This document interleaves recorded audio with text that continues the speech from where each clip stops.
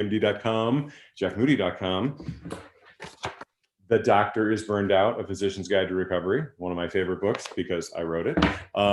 We are so lucky and fortunate to have Randy Schultz, or Randal Schultz, which I'm sure his mother only calls him that when he's in trouble. But Randy Schultz here today. He is not only a lawyer, and he is our lawyer, and he's a fantastic lawyer. He's also a CPA. The reason I want to talk to him is I know burnout is very huge in the legal profession as well. So I want to see kind of what his take on that was. And also, you know, Randy is a guy who for 30 plus years has specialized in healthcare law, insurance, and employee benefit law, and kind of government and corporate compliance. So I would say for us, he's the guy who gets us into good stuff and keeps us out of the bad stuff. So I think he's super awesome and perfect in those respects. He's an adjunct professor at Rockhurst University. He's a national speaker. He gets quoted in these little known newspapers like the Wall Street Journal, things like that. So if you want to listen to somebody smart, don't listen to me, listen to him about anything according to the law. But most importantly, the most important thing by far, number one, he's an Iowa guy. So we all know that people from Iowa are awesome, like him and me. Number two, he's a great guy and a very smart guy. Number three, he's been a mentor, but most importantly, number four, he's been a friend for 20 years. So we are very, very fortunate and happy to have him here. So welcome, Randy Schultz. Well, Jeff, thank you very much. I appreciate that very much. Nice comment that you've made. I'm so glad that you wrote the book that you wrote, because it applies to all the professions out there. Sure, it's driven for physicians, but the audience should be anybody who's in any kind of capacity, especially the professional capacities that experiences burnout or has partners or relatives who are experiencing burnout, because all the professions have a serious issue with burnout issues. Well, I think we're kind of all raised kind of as like Lone Rangers, so to speak, a little bit. Don't you feel that way a little bit? It's that's exactly right. You know, it's just like however much you work, that's what you make, and that's what you get paid. So it's definitely I tell my patients, like, sometimes I feel like I'm a very highly reimbursed seamstress. Like if I make one, I get paid for one, but if I don't, I don't. You know, and I use the analogy of a squirrel in a cage. You know, we're going faster and faster and faster, but it's only so fast that we can go. But as we get more involved in our profession and we have more patients or clients, whatever they may be, you've got more responsibility to take care of these people and their problems. And your patients don't have time for you to sit around for a week and analyze everything that may be going on and every little question that goes on, because you couldn't take care of many patients that way.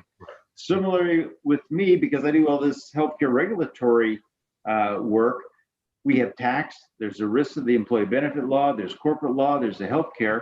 And I'm constantly designing business structures for clients, and they're relying on me because the unique regulations in healthcare don't allow them to engage in the business of medicine the way normal businesses engage in regular market activities, because they're very unique attributes. And so you not only have to worry about taking care of your patients and the higher level objective you have of making people healthy, but yet you've got to constantly dance around all these federal regulations that were created without logic that can take you down if you do one false step, even unintentionally. So go ahead. It's a difficult environment. Well, I always feel like whenever you're talking to me, you're like, okay, there's like 4 levels of things we need to consider whenever we're talking about something. I'm like, I thought we were just asking you one question. You're like, okay, here's the 4-part answer to that one question, and then the next one. So we're so lucky to have you, and I think anybody would be lucky to have your expertise.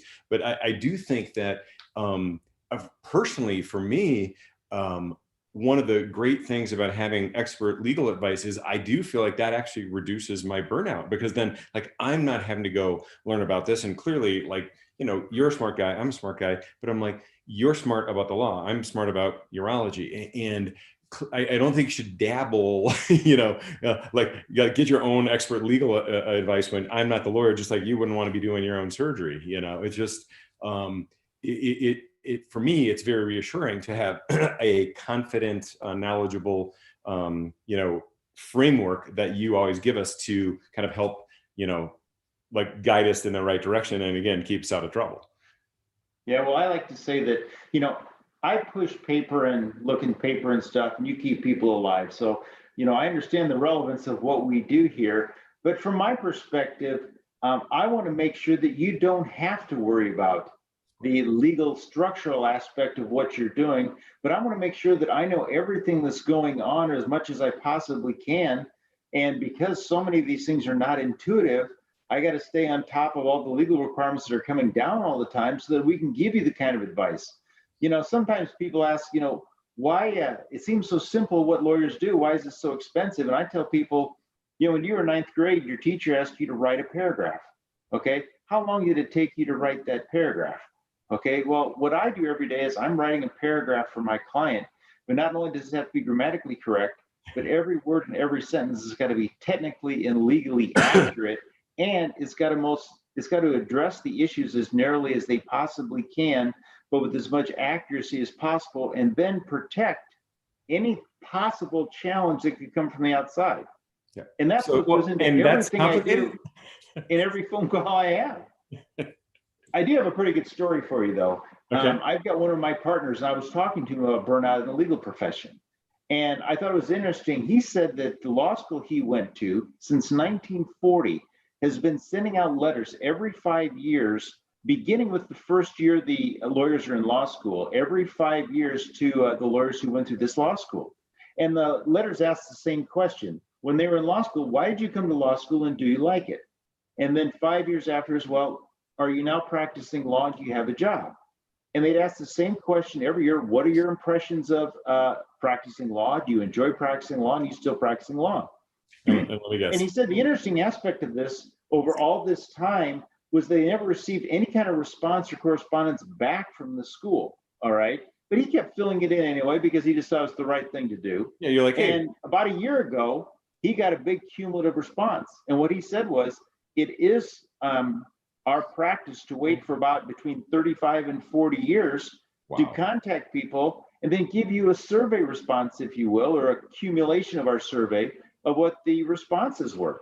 And he said that every year since 1940, the pattern with every law school class has been the same, that as the years go on, the lawyers, if they're still lawyers, receive or have less and less satisfaction practicing law, and more lawyers are getting out of the practice of law because they just can't do it anymore. Right. It's too complicated. It's too, there's too much of your own personal legal liability for, like, let's say you give someone an opinion and it's maybe not 100% correct. You've done the best you can, but then they find somebody else, and then all of a sudden, next thing you know, you're being sued for an opinion that you gave, and the added problem is it's the ethics of the profession. There are a lot of lawyers out there right now who will take any kind of position they can to advocate for their client, okay, whether it's a proper ethical position or not. Exactly. They'll make an assumption off a minimal set of facts or not do a factual investigation, and they will actually churn litigation because people on the other side realize it's cheaper to settle and make a payment than it is to fight through the long litigation process.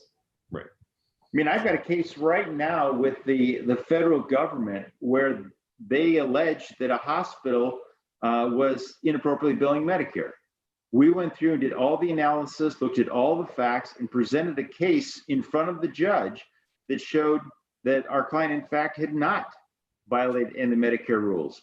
And Medicare was sitting with their counsel at the other table, and we laid out our facts, refuted everything they said. And we asked them, okay, can you counter any of this that we're saying factually?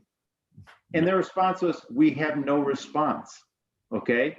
And so we said to the judge, this case should be over because we provided evidence at this hearing, okay, that we've done everything correctly and we refuted everything they said we did incorrectly with facts, and they've got nothing to come back and respond to, so this should be over. That was 2 years ago. They were out of the Medicare program because you automatically kicked out. And because of being out of the Medicare program, this hospital has gone out of business, had to liquidate, and we still have not received the opinion from the judge regarding whether the group was appropriate or not appropriate, despite the evidence that was put in front of the court. And those are the kind of issues that you've got to deal with and try to, you're dealing with people's lives, their financial livelihood. And yet people want to be able to trust in the legal system. So it's disheartening at times. That is disheartening. And the other thing is obviously like what patients didn't get taken care of at that hospital because it's now closed. Like that clearly probably made some impact in some people's medical lives. Well, in January of this year, I sent a letter to the clerk for the judge, so to the judge, and stating, if you want a hospital that can treat COVID patients, all right, we have there are no facts that we believe exist that would cause our client to be guilty, and therefore they should get their Medicare certification back so they can stay open and make enough money so they can stay open, because you have to be able to bill Medicare to stay open as a medical professional in most circumstances, so that at least they can be available with the hospital need to treat COVID patients. And the response we had last January was, yes, that makes a lot of sense. You'll put you at the top of the list for getting your opinion back. 10 months ago, 11 months ago. We still received nothing. That's frustrating. That's super, and like to me, obviously, especially surgeons, like we're all like action oriented, like here's the problem, here's the solution, let's go. Like that would like give me an ulcer, like waiting for 2 years for a response that you're never going to get. Plus the bad downstream effects have already occurred, the client's out of business and, patients aren't being cared for. I mean, to me, that's the travesty of the whole thing, is that clearly is this serving the end result, which is improving patient care? I'd say this patient care has been harmed, in that process with the government. So that's very disheartening. Do you feel like you've ever been burned out? Oh yes, frequently I do. Just because, it's a double-edged sword. I'm very fortunate because I've got a large number of clients that keep me as busy as they do. All right. But the flip side is I've got a large number of clients that keep me so busy that, the calls I get are calls like, we've got a problem, we need it solved right now. How can you help us? And so not only intellectually, but emotionally, you get tied into wanting to make sure that you do the very best job you can to take care of this person that has a problem. It's clearly not the same as what you do every day with medicine, because you're dealing with people's livelihood. But yet you have people come and you say, I've got a problem, my health is bad, you need to take care of me. And although I'm dealing with financial and legal help, it still has a lot of the same emotional ramifications for people who are involved with on the other side of a problem. And what if you get 20 of those phone calls a day? I mean, there's only one of you. There's only so many hours in a day. It's like that's a recipe for burnout. Well, and that's exactly what the problem is, And so, and I think a lot of lawyers find that's the situation they have, at least if they're really conscientious about taking care of the clients. Right. And it also depends on the type of law that you practice as well. Some lawyers have big litigation cases where there's one case they'll work on for a year. Yeah. So there's nothing imminent about it. There's no immediate deadline that they have to deal with other than scheduled deadlines. So they really don't have quite the push. But when I'm talking to my partners, we can tell when people are getting burned out because they stop returning phone calls timely. They start missing deadlines that they've got. Meetings. You'll find that they get mad and emotional quickly over issues. And instead of approaching an issue analytically, it's often emotionally and a lot of lashing out, and then lashing out at people you're working with, because for us, nobody works fast enough that's around us, because we're going as fast as we possibly can. And although it's not appropriate, we probably don't think all the time that the people who work around us are working maybe quite as hard or as fast as they should. And sometimes when we're really pressed and they may make mistakes that we think they shouldn't make, we're probably not as gracious as we should be about helping them through correcting that mistake. Yep. How's that for trained response? The same thing happens in the OR, but usually that's in like a 2-hour time frame instead of a 2-month time frame. But yeah, absolutely. What have you found to be effective, either I guess from your own standpoint or within your firm or in your profession? I don't know if the ABA has a program or if they recognize that this is becoming an issue. Sure.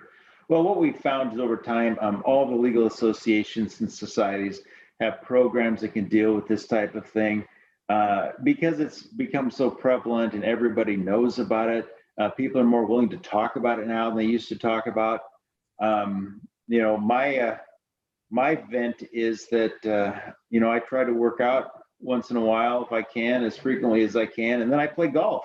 and what a great way to vent, than playing golf. Yeah. That's right. That's right. And fortunately, I live in an environment right now where you can see out my window, there's a lake right behind me. And so we've got the opportunity to enjoy and quickly relax without having, so I can maximize my time working while maximizing whatever opportunity I have to relax. So, okay. So I think that's a great point. So when like you're at work and you're not at work, you try not to be at work. So, cause some people like they're still at work when they're at home, and then it never stops, I think. Are you pretty good at divorcing kind of like switching gears?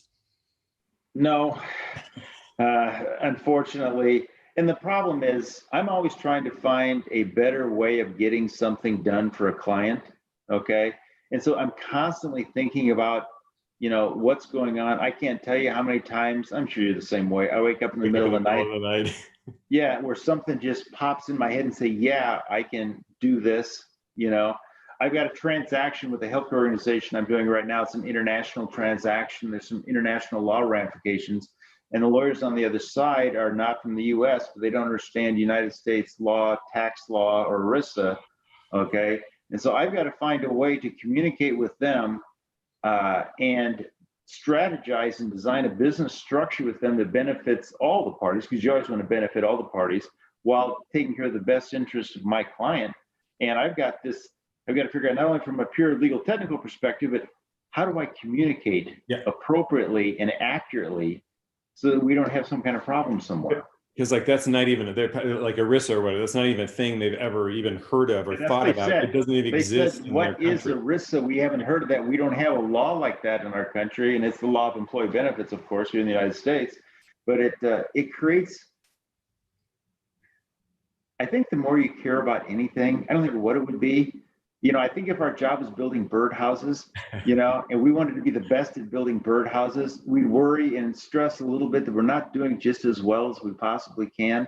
And I think that's a good thing to an extent, but it's also what drives a lot of the burnout, because at some point you've got to be able to say, hey, look, I want to step off my squirrel cage, for a while. But, if I walk away for 2 days, okay, I'll have over 100 emails that are substantive emails that I've got to deal with. Yeah. All right. And so now that third day, you're like the surgeon. You can't just like farm that off to have something. You're like the assistant, the paralegal, the whatever, somebody else do it. Yeah.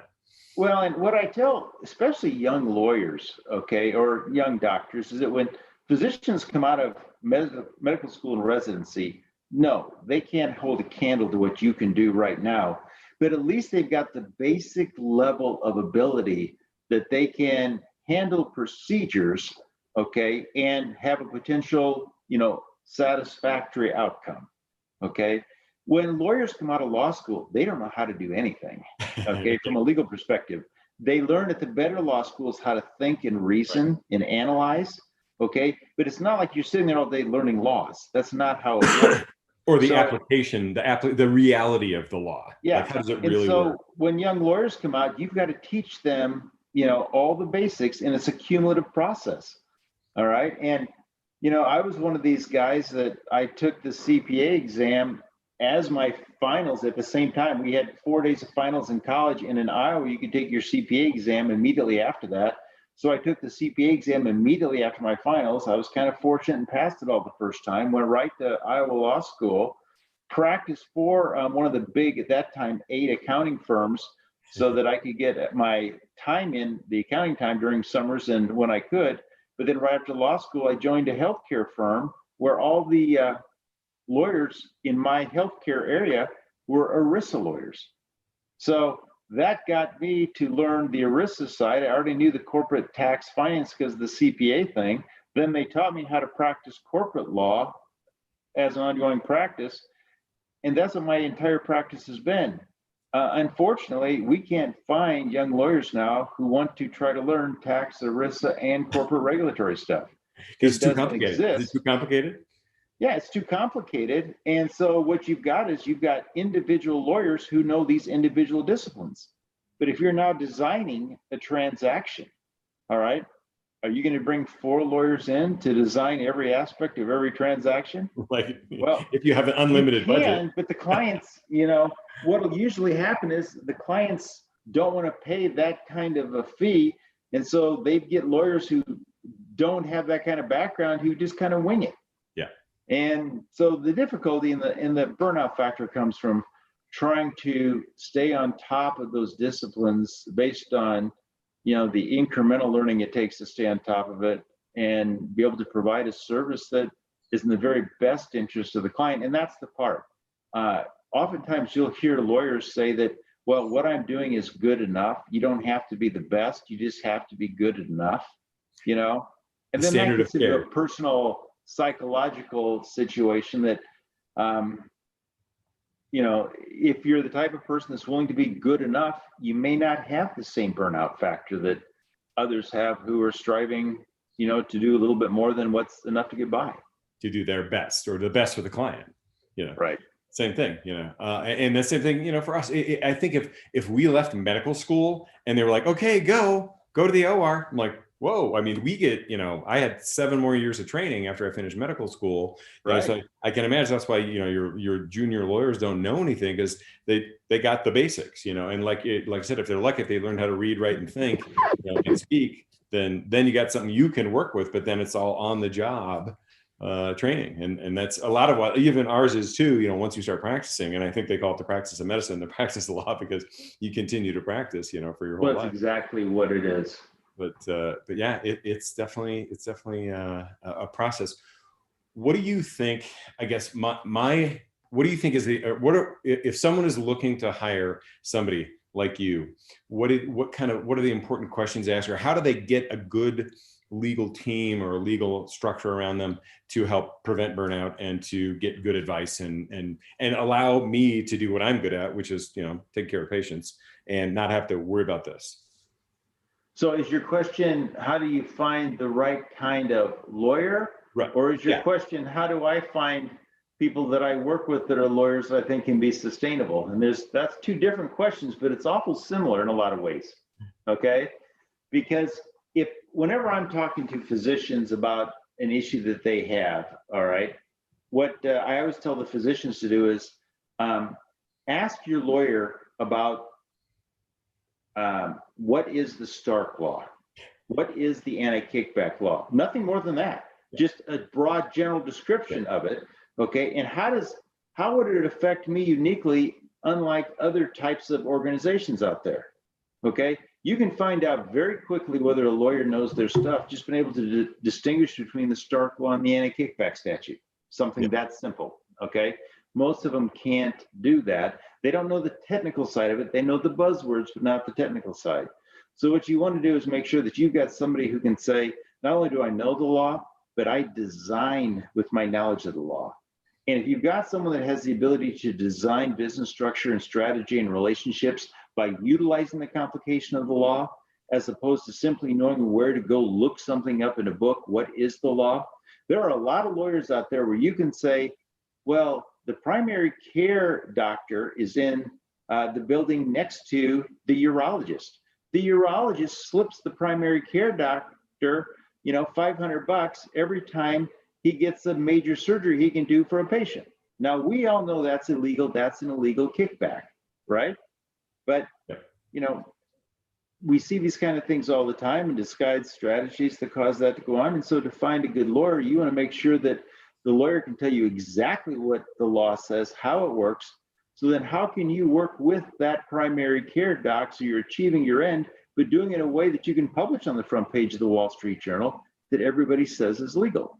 All right. And beneficial to everybody. And so, like, to me, that's like 3rd level. Like, the law, you might be able to apply the law, but you need to apply it correctly and in a beneficial way. Maybe even 4th level, which is kind of like where you're at.